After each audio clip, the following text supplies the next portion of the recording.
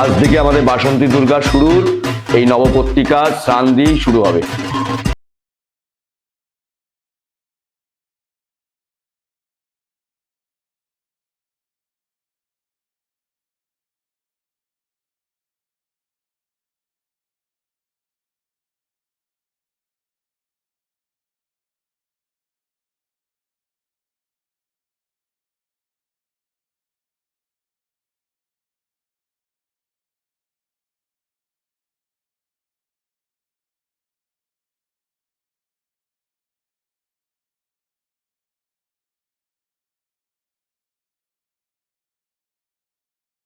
শাস্ত্রীয় আচার মেনে নবপত্রিকা স্নান করিয়ে আনা হলো।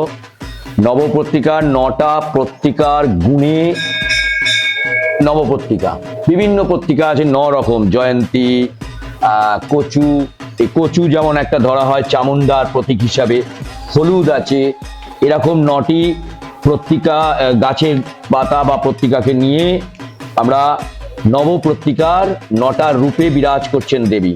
শৈলপুত্রী, কুষ্মান্ডা, অপরাজিতা, ওই 9টা প্রকৃতিরই অংশ, 9 রূপে পুজো করা হচ্ছে।